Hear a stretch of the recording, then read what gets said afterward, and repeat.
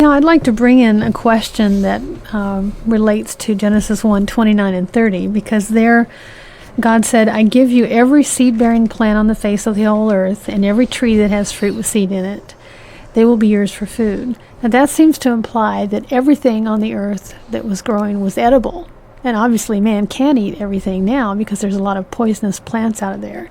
And I think many people would say that was one of the changes that took place at the fall.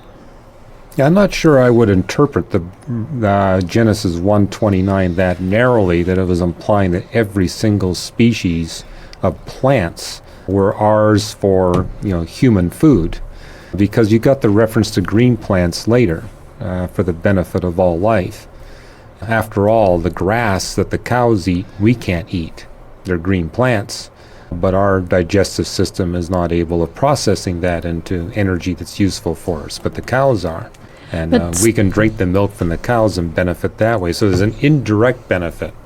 In that sense, you could argue all life has an indirect benefit for supplying our sustenance. But to try to claim that the verse is saying that it implies it directly, that every species of plant we can consume for food, I don't think the text is that narrow. And unless you have enzymes that can digest cellulose, there's no way you're ever going to be able to consume grass as a food source.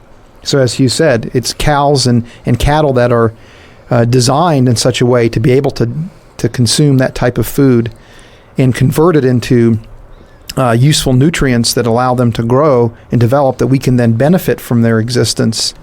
But I think that the point that Marj is making here is an important one, because it's part of a larger kind of catch-all, I think, for some Christians, to the point where they attribute almost anything that is perceived in the physical creation as being evil or harmful or detrimental, is all kind of put it under the umbrella of, well, that's there because of the curse, poisonous plants or diseases, just kind of all under this umbrella of, well, that's there because of the fall. Krista, maybe the way to respond to that is to say there are certain verses of the Bible that can be interpreted in many different ways. I think that's kind of the point that Marj is bringing out. Yeah, you could take Genesis 1:29 to 30 along several different paths of interpretation.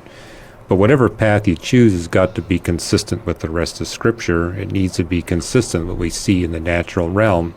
And on that basis, I think we can say, well, we really don't have to force that interpretation upon our creation model.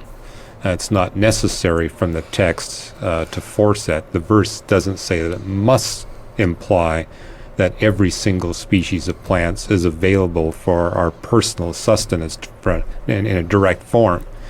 You could interpret the verse that way, but there's nothing in the verse that compels you to interpret it that way. What if we interpret it that way, and let's play it out? Because if as Marj is saying, is that at the time of the fall, God cursed the ground, and as a result of that, we have now poisonous plants and thorns and thistles.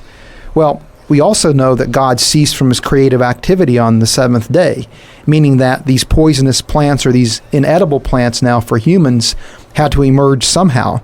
And if God isn't able to create, or has stopped creating, I shouldn't say not able to create, but has stopped creating on day 7, then how did these plants emerge? It had to be through natural process evolution, in a highly efficient form of evolution, even more efficient than we observe today. So would that be true too for if Genesis 1 were teaching that all animals were vegetarians, that they would then at the fall develop into carnivorous animals? How would that come about? That would again have to be through natural process evolution. So by taking that interpretation, you really create a huge problem for yourself in terms of the power you're ascribing to you could natural ask processes. 2 questions. Does the Bible support that highly efficient Darwinian evolution? Does the natural records support that very efficient Darwinian evolution? I think you could conclude easily no on both counts. Another way you get at Marj's point, I think, is to go back to the Garden of Eden story, and where God tells Adam and Eve that they can eat of the fruit of the trees that are in the Garden of Eden, except for the fruit of one tree, the tree of the knowledge of good and evil. Now, if you're really trying to claim that the text in Genesis 1 is saying that all plant tissue is available for human food and beneficial as human food, then how come we see a reference to the fruit as opposed to, hey, there's trees and bushes there, eat of all of those trees and bushes? We weren't commanded to eat the tree, or we were told we could eat of the fruit of the tree. So that would imply that there is some plant tissue that's not designed to be food for human beings. Would another way to be to test this, possibly, we're kind of trying to weigh two principles here. Did the laws of physics change at the fall, or didn't they? And were animals vegetarians before the fall? Well, if we've already established that it seems that the laws of physics have been constant since the creation of the universe, that then whatever interpretation we have of Genesis chapter 3 has to be able to fit into that framework. Right. Okay.